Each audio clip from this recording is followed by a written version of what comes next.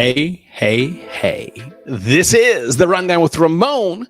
Welcome to a brand new edition of The Rundown with Ramon. My name is Ramon Ray, publisher of zoneofgenius.com.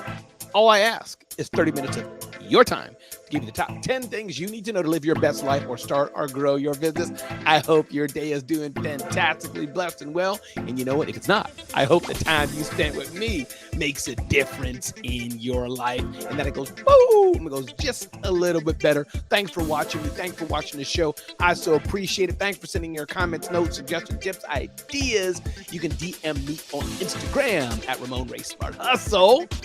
You're in for a treat today because we got a brand new show of tips and ideas and thoughts and strategy, things that make you think. Maybe take you, breathe a sigh in or go, ooh, that was good. Either way, we are here for you on The Rundown with Ramon. Let's get with it with a brand new episode today on The Rundown with Ramon. Ding, ding, ding, ding, ding, ding, ding, ding, ding. Let's touch on reply to almost every message. Some insight here from my friend Jason Pfeiffer, who's the executive editor of Entrepreneur Magazine.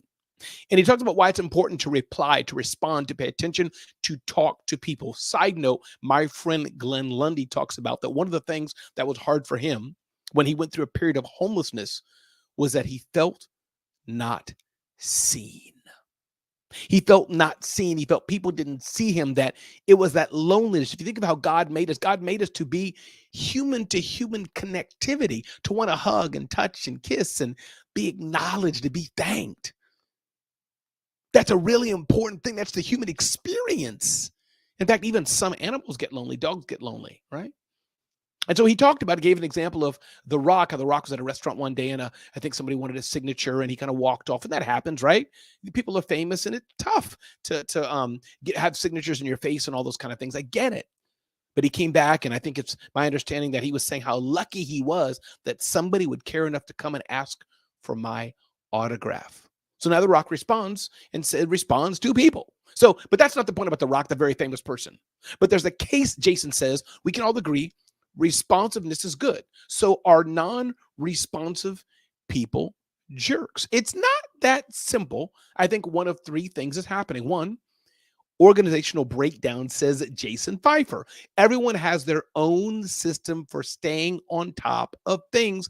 And as we get busier, those systems strain. In fairness, it's hard. Imagine The Rock getting gazillion messages a day. He can't respond to everyone. It's impossible for a human to do that. He'll get no sleep. He won't be doing any action movies. So there's a limit to how we can respond on what we do. Number two, prioritizing big things. I get it. Small tasks can distract from big tasks, and big tasks bring big value. You can't drop the big stuff. Got it. So what do you do? What do? You just have to prioritize and deal with it.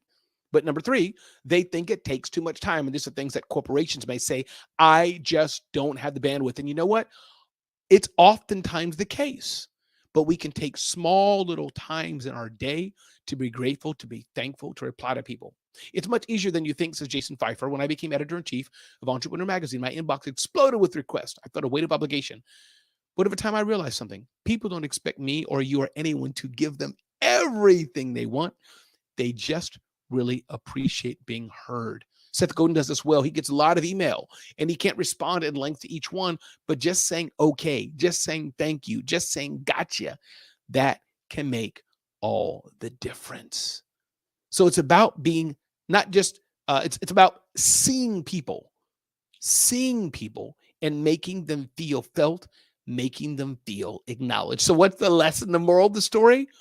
Reply to almost every message. I do that. Somebody said to me, they said, Ramon, we can't believe you reply to me. When people send me an email, I reply to it. Now I'm overloaded sometimes with other social forums and other things, and this on direct message, but email's my super channel. And I reply just about every message. Try it. My email is ramon@ramonray.com. If you're spamming me, easy. Click, spam it, spam you, block you.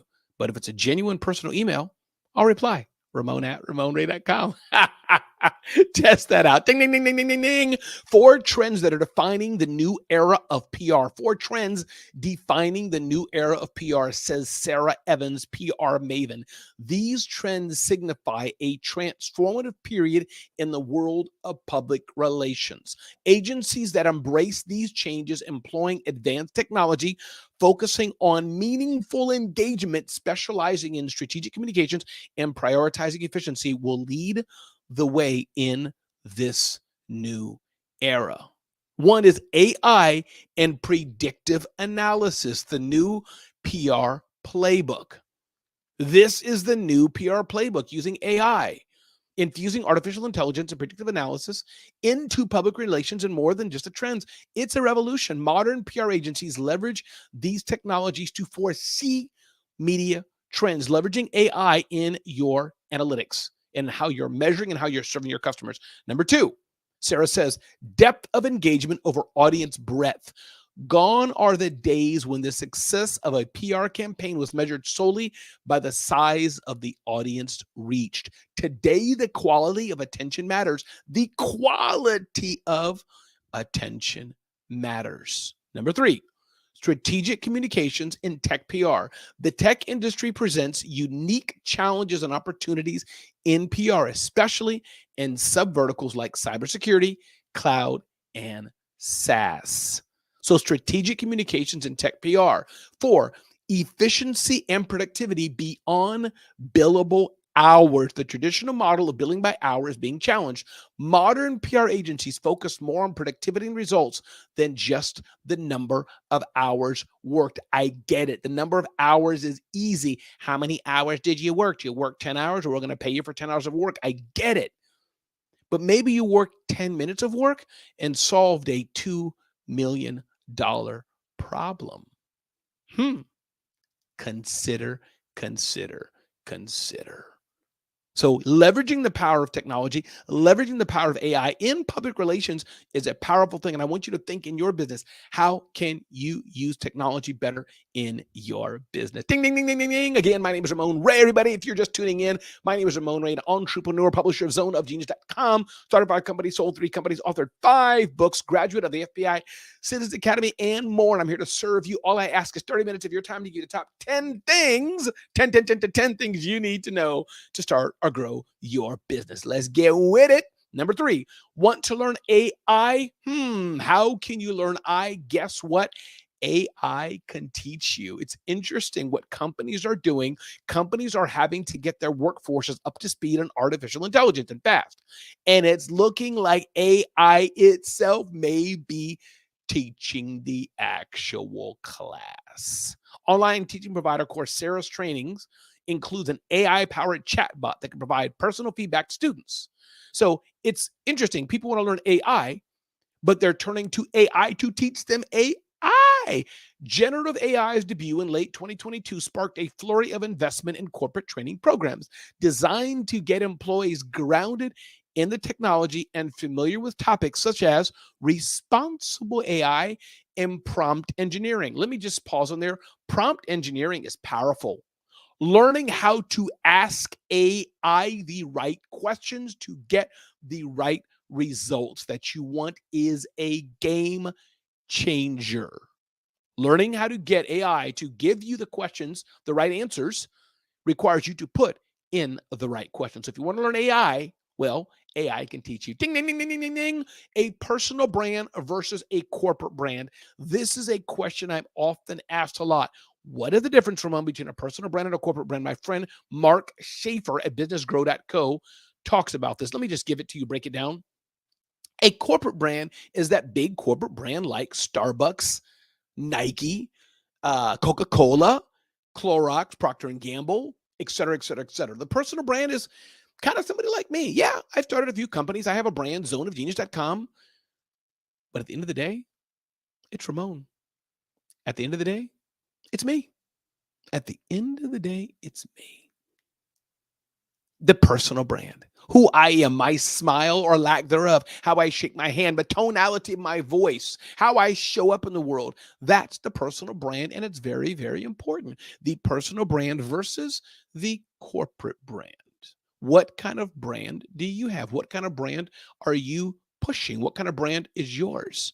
And we understand there's the corporate brand like McDonald's, the corporate entity, but then there's the personal brand, how you show up on LinkedIn, how you show up on X, how you show up on Facebook, the thought leadership that you share. People know that's a real person. That's, woo, my mic fell, got too excited. That's a real person. That's somebody. It's the personal brand. Why do you think brands invest so much in caricatures? Kentucky Fried Chicken's Colonel Sanders, right? McDonald's, the clown, right? Or whatever, Mr. McDonald's, whatever that thing is.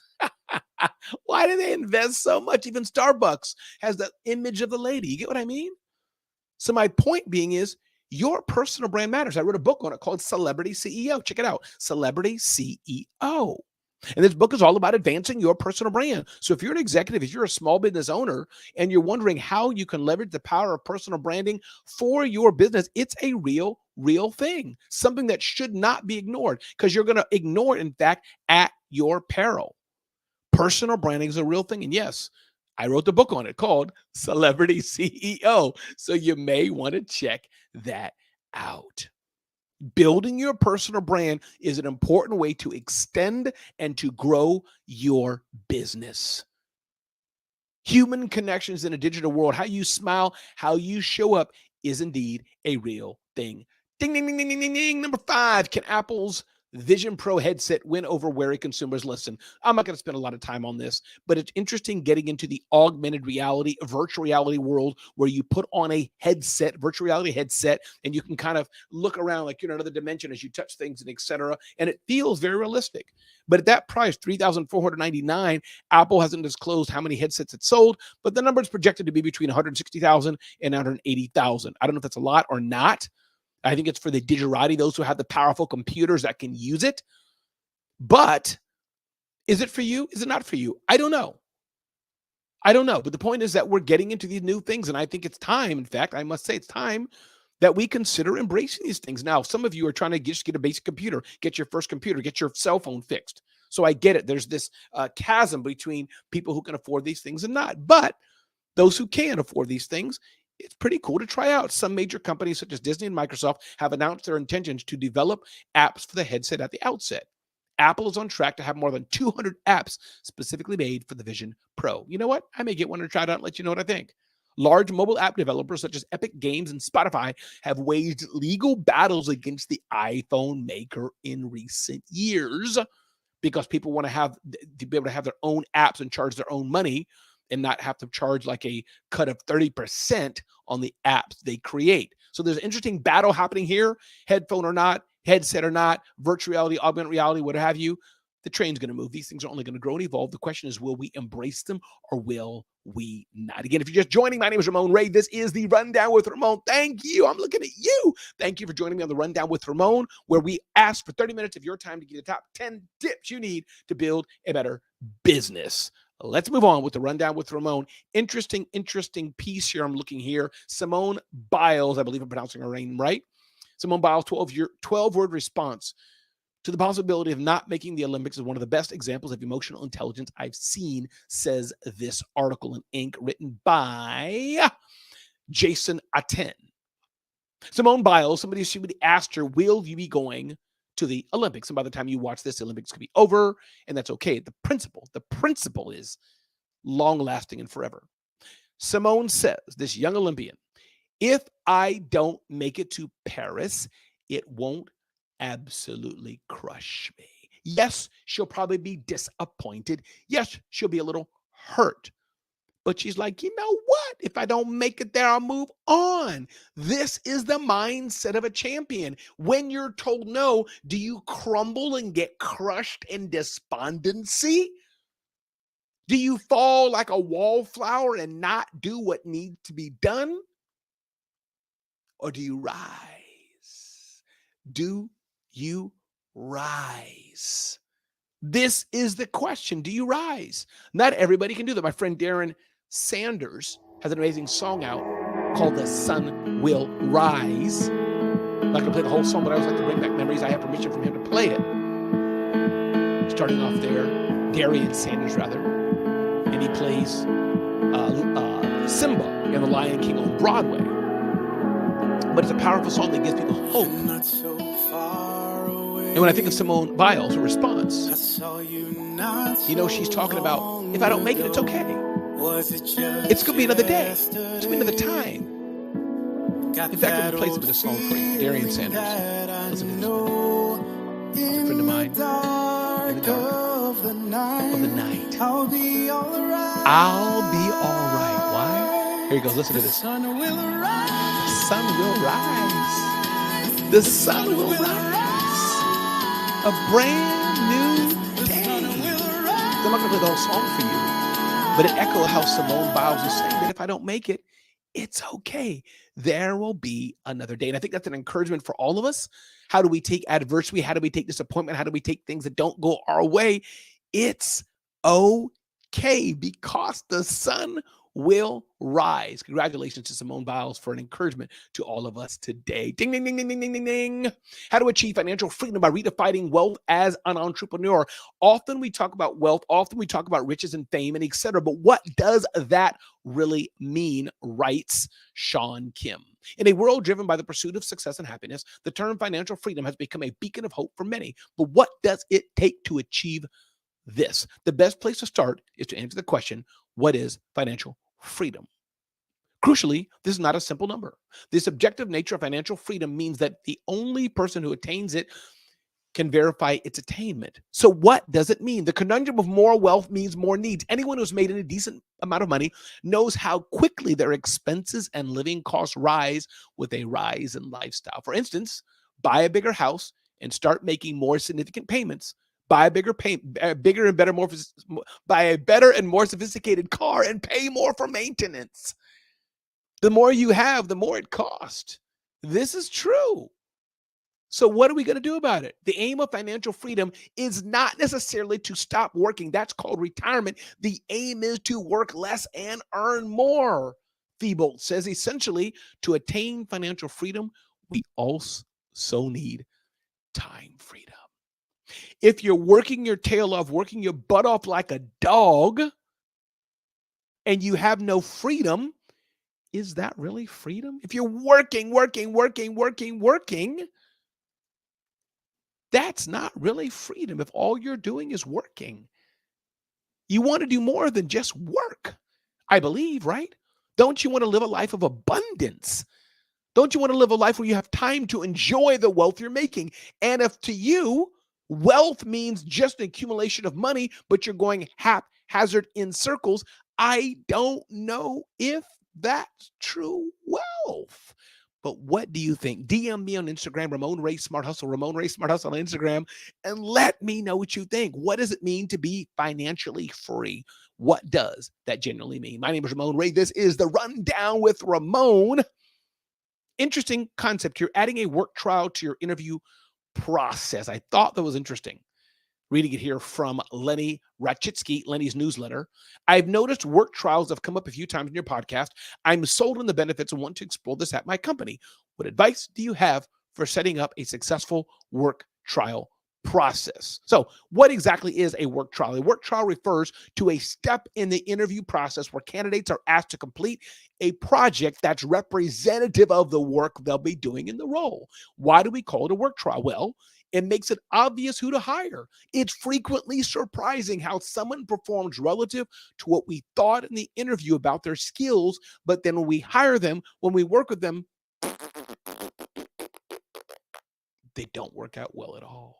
So work trial is interesting, kind of like a probation period. To say, sure, we're going to hire you, but you're on trial. That could work out pretty well. I like that. It gives both of you a chance to feel each other out and know if you're a fit with each other. Another way to look at work trials is you're hired by default, but will likely be fired in 30 to 60 days if you don't perform. I like that a lot. Or how would Forrest Gump say it? I like it a lot. That was a terrible accent for Forrest Gump, but you get my point. So as you're hiring people considering a work trial, nothing has to be forever. But you can say, we're hiring you, but we're going to test out how this works or how it doesn't work. Interesting. Our work trial will be representative of the day-to-day work somebody in the role at Post Hog does, but it isn't actual work we'd use or ship. It's used to be actual work. We've changed it to be representative work. Interesting. So you can check out Lenny's newsletter for this. I think it's a really good article that we all should consider reading. Ding, ding, ding, ding, ding. Number 9. Here's what startup investors are thinking about amid AI boom, layoffs, and funding slowdown. What AI investors are thinking about. The panelists poke fun at all the hype around AI. We do like the category that must not be named AI, the ways that you can solve a problem or create opportunity. This is one thing investors are looking at, the power of AI. Number 2, macroeconomics. Asked about potential impact on startups and geopolitical conflicts around the globe, the panelists agreed that CEOs just need to focus on what they can control. However, founders with ties to countries involved in ongoing wars could face challenges. Another thing investors are looking at for their startups are layoffs. There may be a silver lining for startups amid the barrage of tech layoffs over the past year that are showing no signs of stopping. Layoffs, it looks like they're going to continue, but so much talent is locked up in corporate companies. And when people are laid off, boom, it increases the startup boom, says venture capitalists and others. Optimism. Despite the layoffs and venture capital slowdown, it could actually be a great time for early stage startups. Unlike later stage companies eyeing an exit, Kisser said younger startups don't need to worry as much about interest rates or broader public market forces once they've raised their first round of capital. So there's optimism. Pitch perfect. For founders gearing up to raise venture capital this year, the panelists offered some advice in terms of what gets them excited in a pitch meeting. Pitching can work. Pitching is a good thing. You just gotta do it right. So there's optimism for startups. Investors are thinking about startups. And listen, nobody knows what the future holds. We have wars and economic this and that and the other, but there's always a silver lining pretty much and everything. Again, my name is Ramon Ray. If you just joined, this is the Rundown with Ramon. My name is Ramon Ray, publisher of zoneofgenius.com. Started 5 companies, sold 3 companies, authored 5 books. I'm the small business expert here to help you start or grow your business or live your best life. DM me on Instagram. Let me know how I can help and serve you on the Rundown with Ramon. Ding, ding, ding, ding, ding, ding, ding. When bosses should slow things down. Interesting article here in the Wall Street Journal. Why bosses should tell employees to slow down more often. Every company wants to do things as quickly as possible. But there are times when you ought to hit the brakes. What manager hasn't heard and repeated that mantra? What employee hasn't heard that the goal is to move quickly and maybe even break things? That companies saddled with rules and red tape are bound to be lapped by more nimble competitors. In this hyper-competitive world, the prize we're often told goes to the fastest. You snooze, you lose. Well, not so fast. There are times when slowing down could be useful. In the course of research, we learned that the opposite is important. The best bosses don't strive to build entirely frictionless organizations. Listen up here. Instead, they know when and how to help their charges to slow down. My friend Lolita Walker talks about this quite a bit. She says, slow down, the power of the pause. Number 1 here, making irreversible big decisions. When you have a big decision to make, it's time to slow down. When there's a complicated problem, it's time to slow down. When you're doing creative work, it's time to slow down. When there's ethical actions that need to be done, it's time to slow down. When you're mitigating biases and stereotypes, it's time to slow down. So all the time, it's not good to speed up and go fast. When you're connecting with customers, slow down and let them know that you care. Slow down. Enjoying the good things in life. Enjoying the good things in life. You want to slow down and enjoy the good things in life. This is a real thing. Again, my name is Ramon Ray. This is the Rundown with Ramon. Loving that song again from Darian Sanders. Let me see if that song comes back up. Still playing it, looks like. Darian Sanders just speaks to my heart. What a message. We're talking about slowing down. The sun will rise. I'm going to let that play for you one more time to close out. Again, Darian Sanders is a great guy. He plays Simba on The Lion King and Broadway shows all over. In the dark of the night, I want to remind you of this. I can see the light. The sun will rise. Hope you feel hopeful today. Hope you feel hopeful. I want you to go out and tell somebody that you care for them. Tell somebody you love them. Tell somebody you appreciate them. Let them know you're listening to The Rundown with Ramon. My name is Ramon Ray.